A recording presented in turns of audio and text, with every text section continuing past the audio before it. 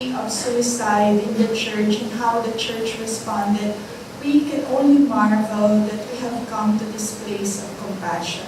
And we must remember not to condemn the church in its earlier practices concerning suicide, because we have to remember that now we can look at suicide through the prism of neuroscience and psychology. A vantage point which for centuries the church did not enjoy. So we appreciate more deeply this place of compassion. So let's now take a look at a theological, anthropological response to suicide. In the earlier parts of our discussion, we dealt mostly with the objective facts about suicide. Statistics and also what happens to the suicidal brain. Now we will take a look at a more subjective aspect, and that's the interior experience of the person who suffers from suicidal depression. So basically, a depressed and suicidal person sees oneself as irredeemably worthless. They look at themselves and see nothing good. And this self-concept is projected to the world. The world is desperately threatening. And therefore, options in life are dangerously, hopelessly constricted. They see no other way out of their pain. And thus, death becomes the only way to escape from pain and despair.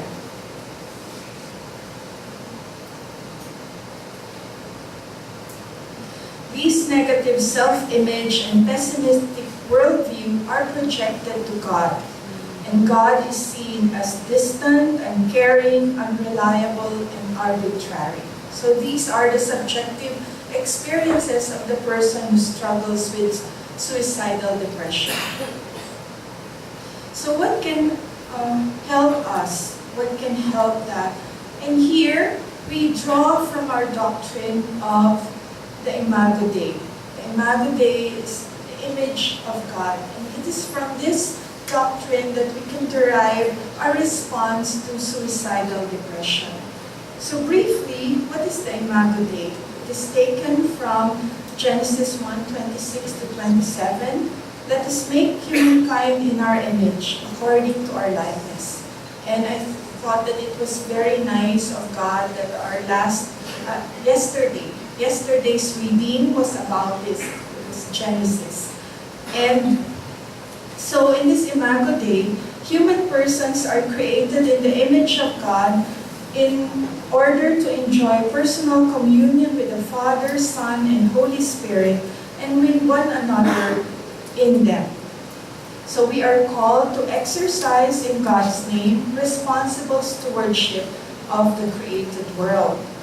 And finally, this finds completion in the Imago Christi, in the image of Christ, who is the perfect image of God. So this is just a very brief overview of what the Imago Dei is. But for our purposes, how can we connect it with depression and suicide? Three themes from the Imago Dei can be derived. The first is goodness. Right? Goodness. Even today and yesterday, we hear repeatedly that God saw what He had created and it was good. And on the sixth day, God looked at everything He had created and it was very good. So it's this whole vision of the goodness of creation and the goodness of the human person that is a mark of the Imago Dei. And the second theme is that of communion, that we are made to be deeply relational, to be in relationship with God, with one another, and with whole creation, and with ourselves. And the third theme is hope. We know that the completion, what it means to be fully human, is found only in Jesus. And in Jesus, we know that we can move forward and we can grow into that fullness because He accompanies us every step of the way. and that gives us hope. So, applying all of this, the Imago Dei, to our topic, what can we say? How can we find goodness, communion, and hope in the context of suicidal depression? And here we will look again at the findings of neuroscience. According to neuroscience, there is goodness in the brain.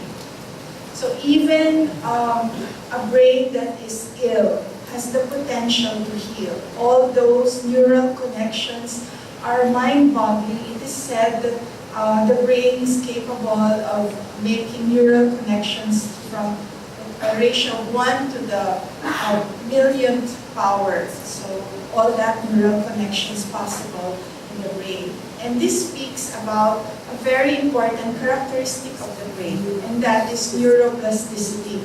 Neuroplasticity is defined as the capacity of the brain to make new neural connections and to grow new neurons in response to experience. And contrary to popular thinking, neuroplasticity doesn't happen only during youth. So it happens all throughout the lifespan. And the most dramatic examples of this are stroke victims, stroke victims who manage to compensate for their disability through the power of neuroplasticity. So that is one good thing about the brain. What does it tell us about depression? So even depressed people can create new neural connections that will be more life-giving for them. But there is more goodness to be found. And it is found in this little neurohormone that has received a lot of hype in media lately, and that's oxytocin. Oxytocin is called the cuddle hormone because it is released during hugs. But actually, it's a very complex, so think of oxytocin tomorrow, okay? It's good for the brain, so you can solicit hugs. So oxytocin, although it is called the cuddle hormone, is actually a very complex neurohormone that is in charge of building social bonds. Builds social bonds. Thus, it improves empathy, intuition, and our capacity to know what the other person is thinking or feeling. So this is important in building connections. So what scientists have discovered is that oxytocin is released during stress. So imagine, when you're under stress, you release oxytocin because the brain is telling you, seek help. Go for connections. It's very important to cope with the stress. And they have discovered something even more interesting, that it creates the biology of courage. What does this mean? The more when we choose to reach out to others, to help or to befriend or to care for them, we actually reduce our fear. Right? So, for depressed and suicidal persons who are mired in negativity and who feel alienated and isolated, this is actually good news, that we must actively reach out to others, and even caring for a pet increases oxytocin and helps diminish that feeling of alienation. So that's goodness in the brain. So oxytocin not just points to God's marvelous design, good design of the brain, but it also points us out to communion, our second theme. What you have in front of you is a very ancient wall painting made by our ancestors, around our earliest ancestors found in the caves of Lascaux, France. So this brings us to what is fundamental to the survival of our species, and that is communion. According to paleoanthropology, so we shift to another perspective. We look at paleoanthropology. The evolution of a brain capable of love could only be possible in the context of a loving, caring community. So we could only evolve a brain capable of loving because we have a nurturing community. Why did this happen? In order for our brains to pass through the birth canal at birth, so we needed to be born prematurely. And of course, unlike other animals that can run around the minute that they are born, we are born helpless. So we need a nurturing community. Now, the nurturing community necessitates the evolution of a brain that is capable of loving. So it's a magnificent, not a vicious cycle. So that is what value anthropology has discovered. So also, uniquely human cognitive capacities such as shared attention, the transmission of moral norms, and symbolic behavior could only originate, develop, and flourish within communities. So what is this telling us? What is paleoanthropology telling us? Communion is built into the brain's evolution. So imagine this doctrine that we have is corroborated by science. Communion is built in the brain's evolution. For our third theme, which is hope, hope is found in the Imago Christi. So we know that what is the incarnation all about? That the full meaning of being human is found only in Christ. That the God who came and became one of us showed us the way how to move towards that fullness. So this means that our everyday existence is an endeavor to grow more fully into the Imago Christi. Christ is not only our journey's end, but also our companion in the journey. And this gives us so much hope that we are never, ever alone. And even when we walk through the valley in the shadow of death, as the psalmist says, we are never alone. That God in His Son has gone through this path of final solitude and thereby hallowed death itself.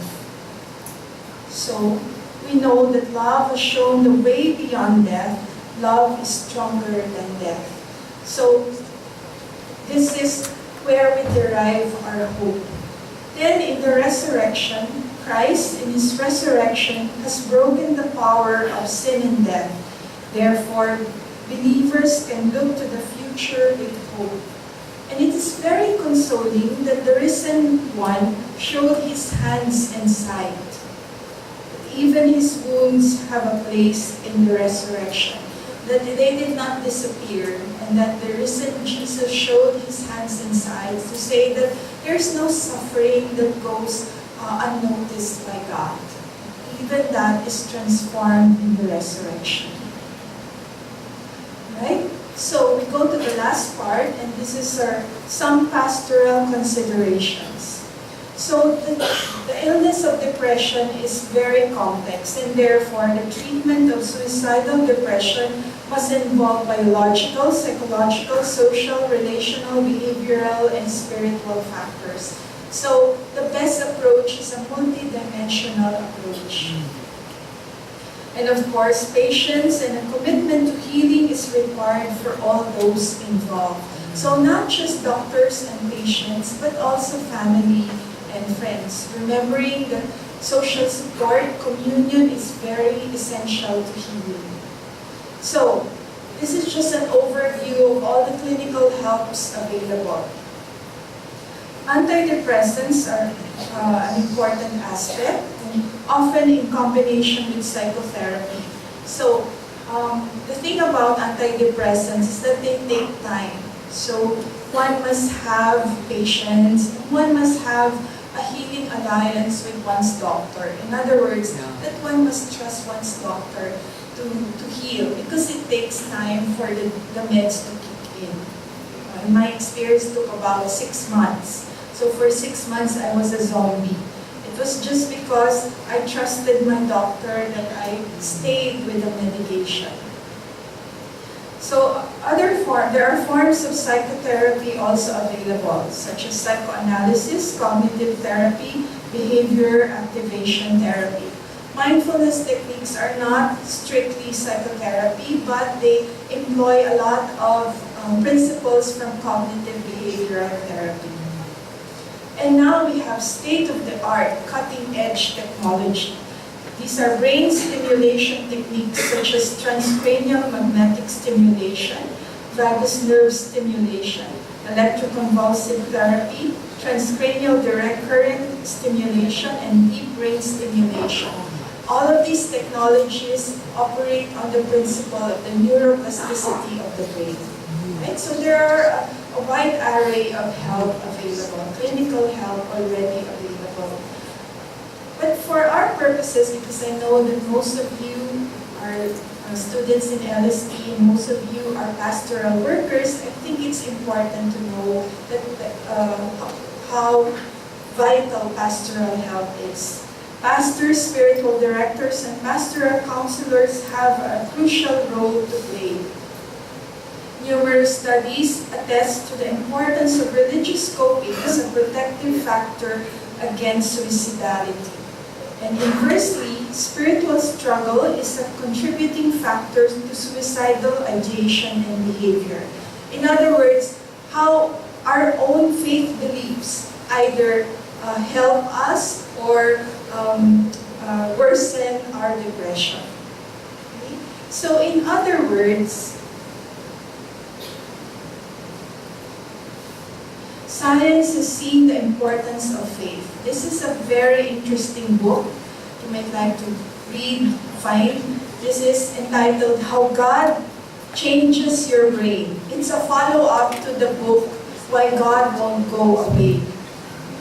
So in this book, it chronicles all the latest studies conducted on brain scans conducted on subjects and dealing with prayer and spirituality. And they discovered that, according to the authors, faith in God allows one to survive horrendous loss and to deal with life-threatening illness.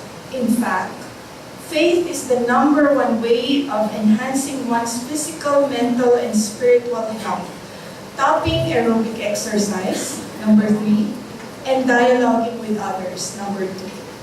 And again, you see how important social connections are, how important relationships are, because they're #2. #1 really is faith, right? So given that, how do we approach? What are some pastoral considerations? First of all, do no harm. Primum non nocere. It's a principle of physicians, but applicable to pastoral workers. Why? Because prejudice concerning mental illness and suicide is still prevalent today. In fact, a study showed that for those who are bereaved of suicide, they reported being approached by strangers telling them that their family member is in hell. Imagine, strangers telling you that your family member is in hell. Now, even the very influential spiritual writer John Piper in 2006 wrote that one cause of depression might be sin. Now, such simplistic reasoning without considering the complexity of depression and suicide can worsen the suffering of the person already struggling with self-annihilation. So please, we should not be adding to that burden. And for us to do so, I think it's very important that we look at some myths about suicide. First myth, people who talk about suicide do not do it. On the contrary, it has been found out that those who did successfully kill themselves have in one way or another communicated their intentions. So take all threats seriously. Suicidal people are fully intent on dying. This is not true. Suicidal people are fully intent on ending their pain, but they're ambivalent about dying. Right? So there's a world of difference between the two. Suicidal people want to end their pain at all costs, but that doesn't mean that they want to die. #3, people only need to look at the bright side of life to feel better. When you tell them, oh, come on, cheer up, there's a lot of good in the world. But they find it so difficult to look at the bright side. So when you say that to them, it only makes them feel a failure, right? And worsens their depression. Another myth. People who make suicide attempts are only looking for attention. Sure, they are KSP, kulang sa pansin. That's what we call in need of attention. But that attention is a cry for help. Right? So we must, sometimes it's very irritating to deal with a KSP or a person who is constantly demanding attention, but we must look for the cry of help underneath. When the depressed person begins to show signs of improvement, the crisis is over. As we have already seen, that's the most dangerous time, when the person is already recovering. Talking about suicide puts the thought into people's heads. The thought is already in their head. Okay, so remember that. It's already there. Now, talking helps them to feel that they are not alone. Next, parents are responsible for their child if their child attempts suicide. Now, this is a very simplistic explanation. Suicide is a very complex phenomenon, and many times parents are trying to do their best. But often, also, parents can be mired in denial, and they may be emotionally or psychologically incapable of helping their child. So this is a myth because it's very simplistic. Substance abuse and acting out behaviors are outlets for anger and thus reduce the possibility of suicide. On the contrary, when the person who is already acting out and who is already into drugs or alcohol abuse finds that these means are not sufficient to alleviate his or her pain, then suicide becomes a choice. Next. Once people contemplate or attempt suicide, they must be considered suicidal for the rest of their lives. When the crisis is over and they receive medical attention and they get much better, then the suicidal tendency is lessened and disappears. But when there's another crisis, then maybe perhaps the suicidal ideation will again return. These are all from a very good book entitled Lifeline. So for those of you who are working in school, school context, or doing pastoral work, I recommend this. It's highly readable, it's very comprehensive, and it's ultimately compassionate. So, Lifeline. So to summarize, just to say that I'm not an expert, I draw from the expertise of many. So again, this is from the book Lifeline. Refer to a professional immediately. So this is a non-negotiable. We must know our limits as pastoral workers. We must know our limits, so we must refer to a professional immediately. Take all threats seriously. Take note of signs of depression and withdrawal. Take note of a loss of a loved one, even a pet, or a loss of self-esteem. Next, express your concern. Then, stay with the at-risk individual if there is a crisis. Remove all possible means of suicide if safety permits. Now, this is just a very brief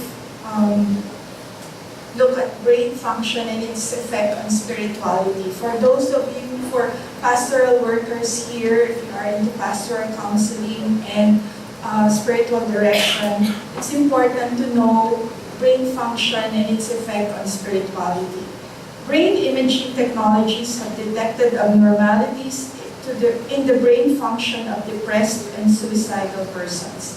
So you have here a picture. The red marks the area with the greatest blood flow, and the blue with the least blood flow. And you can see the difference between a healthy brain and one of chronic depression. The prefrontal cortex is not lighted. So this is rather technical, so I just briefly mention this.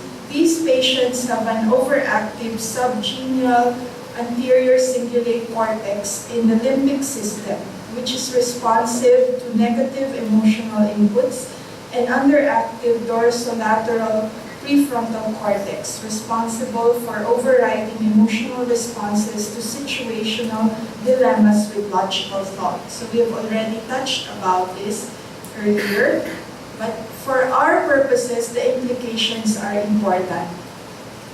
Depressed people have difficulty understanding emotions or overriding them with logic. So even if you try to explain as much as you can, if the person is in depression, take note that it's very difficult for them to understand or to express. Depressed people have difficulty expressing their emotions since language is in the realm of the neocortex. So remember, the thinking is impaired. So even to reason out or to express their emotions is difficult. Depressed and suicidal persons may not experience the same emotional connectedness that healthy people have, including the ability to feel closeness to God. And I think this third point bears remembering. Right? That if you are the one who is depressed, then when you don't feel connected to God, don't think that that's God. Okay? Remember, it's the depression at work, making you feel distant from God. If you are the person helping the suicidal or depressed person, and the person says that I don't feel close to God, don't say, no, that's not true. So try to understand how the brain of the depressed person works. This is another slide, shows a picture showing a normal and a depressed brain. You see the activity is very limited in depressed brains. So what is the implication? Other implications. Also, only around 55% of patients who take antidepressants benefit from them. The rest will still experience some continuing depressive symptoms. And before we think that because they are experiencing some continuing depressive symptoms, even if they're taking medication, we do not assume that that's their spirituality, that they're not praying enough, that it's because maybe they're sinful and all of that. We do not assume that. We check, oh, they're taking meds, so maybe it's really their relationship with God that's faulty. Thus, spirituality is affected by brain function. Alone, it may not be sufficient. It will need biological and psychological interventions. Now, once a multidimensional approach and treatment is in place, then how can we care for depressed and suicidal persons as those ministering to their spirituality? First, we need to correct false images of God. Begin by educating the person, because self-knowledge is key. Oftentimes, I have encountered many cases where I ask the depressed person, did your doctor explain your illness? And they say no, they were just given a prescription. So for pastoral workers, it's important for you to ask, do you know what depression is, what it does to your brain, and how it affects? So part of the education is to clarify that how they experience God is something that is affected by their illness and is not the reality of who God is. It's very important. And to hear it from somebody, from a pastoral counselor or their SD or their retreat master, gives an external validation to what they're going through. It's important to identify negative core self-beliefs, often stated as cognitive distortions about God. These are projections of negative self-image. So commonly they say, oh, God loves others, or the poor more than God loves me, or it's okay to kill myself because God doesn't care. So these are projections on God. So it's important